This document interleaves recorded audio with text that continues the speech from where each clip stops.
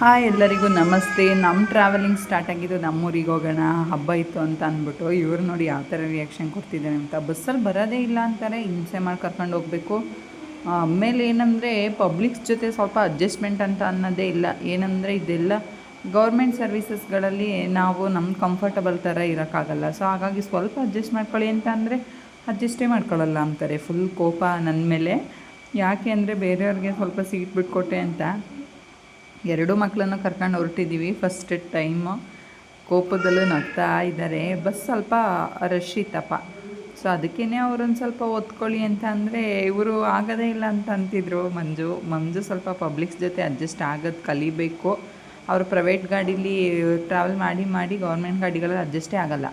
Hi ಎಲ್ಲರಿಗೂ ನಮಸ್ತೆ. ಎಲ್ಲಿ ಬಂದಿದ್ದೀವಿ ಅಂತ ನೋಡ್ತಾ ಇದ್ದೀರಾ? ಹೌದು, ಇವತ್ತು ನಾವು ನಮ್ಮೂರಿಗೆ ಬಂದಿದ್ದೀವಿ. ಯಾಕೆ ಅಂತಂದರೆ ಜಾತ್ರೆ ಇತ್ತು, ಅದಕ್ಕೋಸ್ಕರ. ನಾನು ಇವತ್ತು ಫಸ್ಟ್ ಟೈಮ್ ದಿನ ನನ್ನ ಜೊತೆನೇ ಕರ್ಕೊಬಂದಿದ್ದೀನಿ. ನೋಡೋಣ ಇವತ್ತೊಂದು ದಿನ ನನ್ನ ಜೊತೆ ಹೇಗಿರ್ತಾಳೆ ಅಂತ. ನಾಳೆ ನಾನು ರಿಟರ್ನ್ ಆಗಬೇಕು. ಸೊ ಹಾಗಾಗಿ ಒಂದಿನಕ್ಕಲ್ವ ಅಂತ ಕರ್ಕೊಬಂದಿದ್ದೀನಿ. ಫಸ್ಟ್ ಟೈಮ್ ಅವಳು ಯಾವತ್ತೂ ಅವ್ರ ಅಮ್ಮ ಅಪ್ಪನ ಬಿಟ್ಟು ಬೇರೆ ಯಾರ ಜೊತೆನೂ ಇರಲಿಲ್ಲ ಅನಿಸುತ್ತೆ. ನನ್ನ ಜೊತೆ ಬಂದಿದ್ದಾಳೆ. ನಾಳೆ ನಾನು ಹೊರಡಬೇಕಾಗಿರೋದ್ರಿಂದ ಒಂದು ದಿನಕ್ಕಂತ ಬಂದಿದ್ದೀವಿ. ನಮ್ಮ ರಿಷಿ ಫುಲ್ ಬ್ಯುಸಿಯಾಗಿಬಿಟ್ಟಿದ್ದಾನೆ. ಸೈಕಲ್ ಇರೋದ್ರಿಂದ ಮನೆ ಒಳಗಡೆನೇ ಬರೋಲ್ಲ. ಇಲ್ಲಿ ಬಂದರೆ ಫುಲ್ ಅವನು ಮಾತಾಡ್ಸಂಗಿಲ್ಲ. ಅಲ್ಲಿ ಬರೀ ಸೈಕಲ್ ನೋಡೋದು, ಒಂದು ಸರಿ ಹೊಡಿತೀನಿ ಅಂತ ಅನ್ನೋದು ಇದೇ ಆಗುತ್ತೆ. ಮುಂದೆ ಇರೋದು ಮನೆ, ಹಿಂದೆ ಇರೋದು ಕಾರ್ ನಿಲ್ಸೋಕ್ಕೆ ಅಂತ ಸ್ವಲ್ಪ ಸ್ಪೇಸ್ ಇದೆ. ಅಲ್ಲಿ ಸ್ಕೂಟಿ ಸೈಕಲ್ ಏನಾದರೂ ನಿಲ್ಲಿಸಿದ್ರೆ ಆರಿಂದ ಅಲ್ಲೇ ಹೋಗ್ಬಿಟ್ಟು ಆಟಾಡ್ತಾನೆ. ಬರ್ತಾನೆ ಇಲ್ಲ. ಒಳಗಡೆ ಎಷ್ಟು ಕರೆದ್ರೂ ಅಲ್ಲೇ ಇದ್ದಾನೆ. ಅದು ಯಾವಾಗ ಬರ್ತಾನೆ ಅಂತ ಗೊತ್ತಿಲ್ಲ. ನಂಗೆ ಕರೆದು ಸಾಕಾಯಿತು. ಅವ್ರ ಅಪ್ಪ ಹೋದ್ರು ಬಿಟ್ಬಿಟ್ಟು. ಸೊ ಅಲ್ಲಿ ನಿಂತಿದ್ದಾನೆ. ಅದು ಯಾವಾಗ ಬರ್ತಾನೆ ಬರಲಿ, ನಾನು ಒಳಗಡೆ ಹೋಗ್ತಾಯಿದ್ದೀನಿ. ಈ ವಿಡಿಯೋ ನೋಡಿದ್ಮೇಲೆ ಎಲ್ರಿಗೂ ಗೊತ್ತಾಗಿರುತ್ತೆ ಮನೆ ಹತ್ರ ಬಂದಿದ್ದೀನಿ. ಮನೆ ಹತ್ರ ಬಂದಮೇಲೆ ಒಂದು ಸರಿ ಆದರೂ ಮಿರರ್ ನೋಡ್ಕೊಂಡಿಲ್ಲ ಅಂತಂದರೆ ನನಗೆ ಸಮಾಧಾನನೇ ಆಗೋಲ್ಲ. ಸೊ ಹಾಗಾಗಿ ಮಿರರ್ ಹತ್ರ ಹೋಗಿ ಒಂದು ವಿಡಿಯೋ ಮಾಡ್ಕೊತೀನಿ. ಯಾವಾಗಲೂ ಹೀಗೆ ಮಾಡೋದು. ರಿಷಿ, ಚಿನಿ ಬಾಯ್.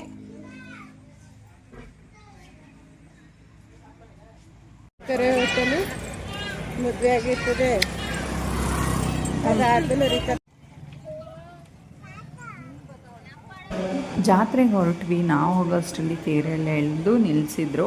ನಾವು ಹೋಗಿದ್ದು ಸಂಜೆ. ಅಮ್ಮ ಮತ್ತು ಅಭಿಯಕ್ಕ ಎಲ್ಲ ಬೆಳಗ್ಗೆನೇ ಹೋಗಿ ಬಂದಿದ್ರು. ನಾವು ನಿಧಾನಕ್ಕೆ ಹೋಗೋಣ ಅಂತ ಹೋದ್ವಿ. ಎಲ್ಲ ಫುಲ್ ಗ್ರ್ಯಾಂಡಾಗಿ ರೆಡಿಯಾಗಿ ಜಾತ್ರೆಗೆ ಹೋಗಿದ್ರು. ನಾನು ಮತ್ತು ನನಗೆ ಅವತ್ತು ಜಾತ್ರೆಗೆ ಹೋಗೋಕ್ಕೆ ಮಧ್ಯಾಹ್ನ ಕರ್ಕೊಂಡೋದ್ರು. ಹಾಗಾಗಿ ಸ್ವಲ್ಪ ಬೇಜಾರಾಯಿತು. ನಾನು ರಜೆ ಹಾಕಿದ್ದೆ, ಆದ್ರೂ ಮಂಜು ಬೇಗ ಕರ್ಕೊಂಡೇ ಹೋಗಲಿಲ್ಲ. ನಮ್ಮೂರು ಜಾತ್ರೆ ನೋಡೋಕ್ಕೆ ಇಷ್ಟು ಖುಷಿ ಅಲ್ವಾ. ಆದ್ರೂ ಎಕ್ಸಿಬಿಷನ್ಸ್ ಏನಿರಲಿಲ್ಲ, ಅದೇ ಬೇಜಾರು. ಎಕ್ಸಿಬಿಷನ್ ಇದ್ದರೆ ಇನ್ನೂ ಚೆನ್ನಾಗಿರುತ್ತೆ ಆಟ ಆಡೋಕ್ಕೆ ಅಂದ್ಬಿಟ್ಟು.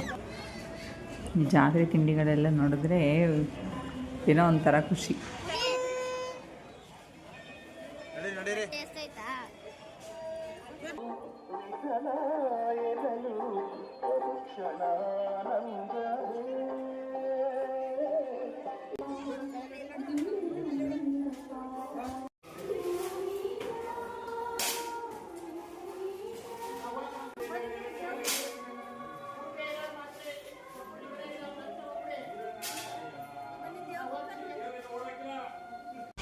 ಇದು ರಾತ್ರಿಯೇ ಕಲ್ಯಾಣೋತ್ಸವ ನಡೆದಿದೆ ಸೀತಾರಾಮದು.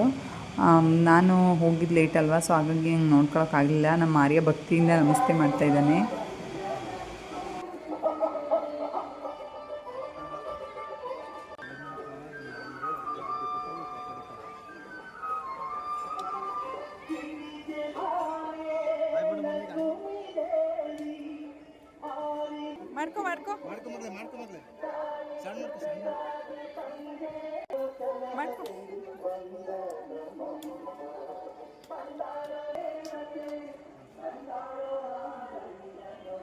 ನಾನು ಮದುವೆ ಆದಾಗಿಂದ ಇದು 2ನೇ ಸರಿ ಅಷ್ಟೇ ಜಾತ್ರೆಗೆ ಹೋಗ್ತಾ ಇರೋದು. ಆಲ್ಮೋಸ್ಟ್ 4 ಇಯರ್ಸ್ ಆಗಕ್ಕೆ ಬಂತು. ಬಟ್ 2 ಸರಿ ಅಷ್ಟೇ. ಇನ್ನೊಂದು ಲಾಸ್ಟ್ ಇಯರ್ ನಾನು ಇರಲಿಲ್ಲ, ಇಲ್ಲೇ ಇದ್ದೆ. ರಿಷಿ ಚಿಕ್ಕವನಿದ್ದ ಅಂದ್ಬಿಟ್ಟು. ನಮ್ಮ ನಿಧಿಗೆ ಫುಲ್ ದೇವ್ರ ಮೇಲೆ ಭಕ್ತಿ ಜಾಸ್ತಿ.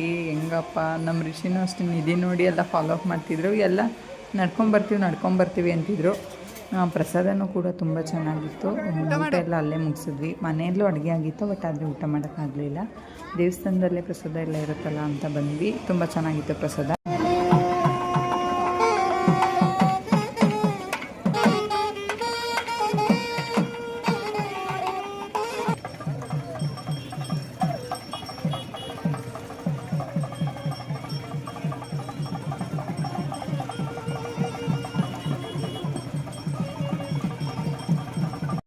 ಬೆಳಗ್ಗೆ ನನಗೆ ಹೋಗೋಕ್ಕೆ ಆಗಿರಲಿಲ್ಲ ದೇವ್ರ ದರ್ಶನಕ್ಕೆ. ಸೊ ಹಾಗಾಗಿ ಸಂಜೆ ಹೋದಾಗ್ಲೇ ತೇರನ್ನ ಮತ್ತೆ ದೇವಸ್ಥಾನದ ಹತ್ರ ಎಳೆದ್ಬಿಟ್ಟು ನಿಲ್ಲಿಸ್ತಾಯಿದ್ರು. ಆಗಲೇ ನಾನು ಕೂಡ ತೇರನ್ನ ಎಳೆದೆ, ಸ್ವಲ್ಪ ದೂರ ಅಷ್ಟೇ.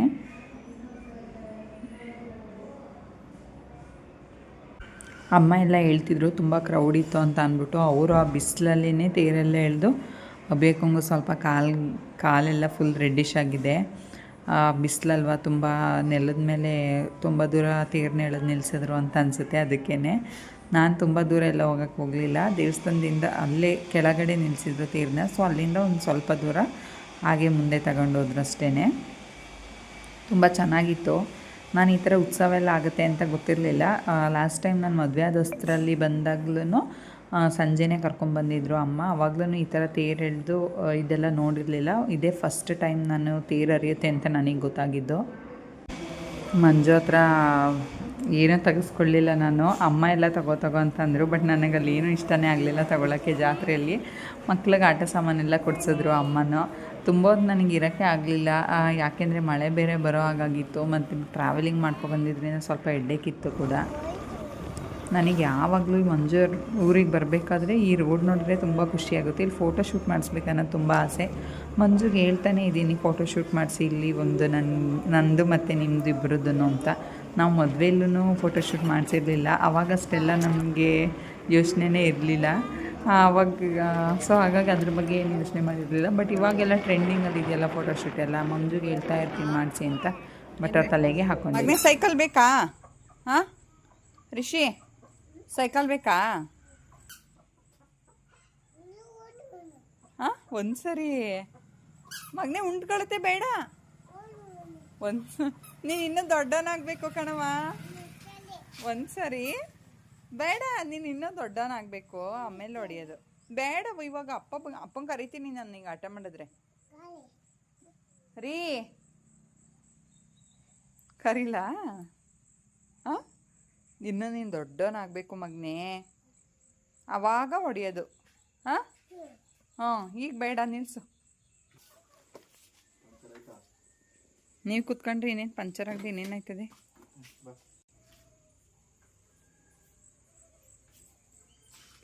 ರೀ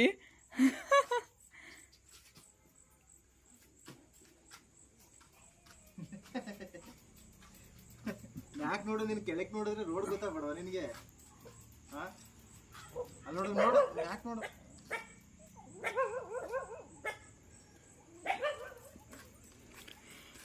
ಯಾಕೆ ನೋಡು,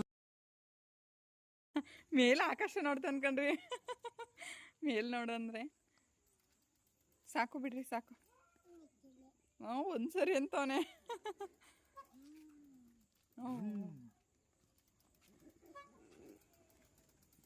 ಸಾಕು, ನಿಧಿನ ಒಂದ್ಸರಿ ಹಚ್ಚಿ.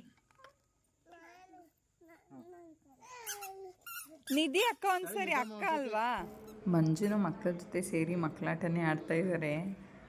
ಇದನ್ನ ಅವ್ರು ರೇರ್ ಈ ಥರ ಎಲ್ಲ ಮಕ್ಕಳ ಜೊತೆ ಟೈಮ್ ಸ್ಪೆಂಡ್ ಮಾಡೋದು. ಅವ್ರು ಇರ್ತಾನೆ ಇರಲಿಲ್ಲ. ಏನಪ್ಪ ಇವತ್ತು ಮನೇಲಿದ್ದಾರೆ ಅಂತಂದರೆ ಅಪರೂಪ.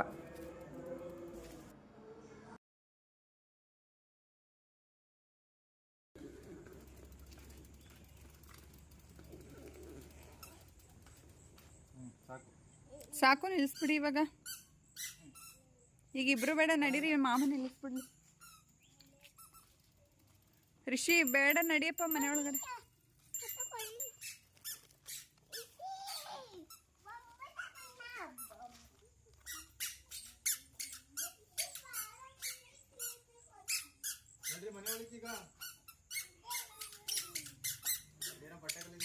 ಹಾಂ ಅದೇ ಅಲ್ಲಿ ಊಟಕ್ಕೆ ಹೋಗಿದ್ವಲ್ಲ ಅಲ್ಲಿ.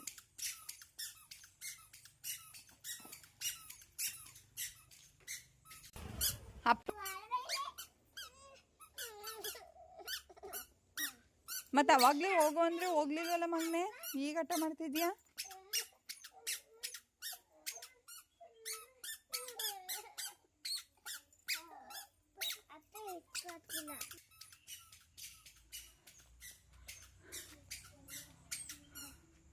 ಬೇಡ ರಿಷಿ, ಪಪ್ಪಂಗೆ ಹೇಳ ನಾನು. ಒಂದು ಬೇಡ ಅಂದ್ರೆ ಹೊಡಿತಿದ್ಯಲ್ಲ, ಹೇಳ ನಾನು. ಹಾಂ ಎಷ್ಟು ಸರಿ ಒಂದು ಸರಿ ಅಂತ ಎಷ್ಟು ಸರಿ ಹೊಡೆದೆ ಮಗನೇ? ಪಪ್ಪು ಎಷ್ಟು ಸರಿ ಹೊಡೆದೆ ಒಂದು ಸರಿ ಅಂತ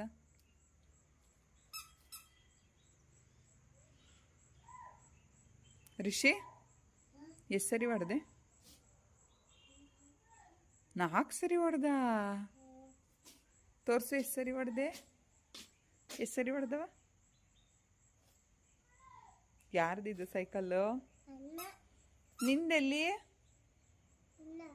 ಇಲ್ಲ ಐತೆ ಮಗನೇ ಊರಲ್ಲಿ ಬೇಕಾ ನಿಂಗೆ ಸೈಕಲ್ ಹೊಸದು ಹಾಂ ಕಾರ್ ಬೇಕಾ ಅಪ್ಪ ಹೆಂಗೆ ಓಡಿಸ್ತದೆ ನನ್ನ ಬಂಗಾರ ಎಲ್ಲಿ ಓಡಿಸಿ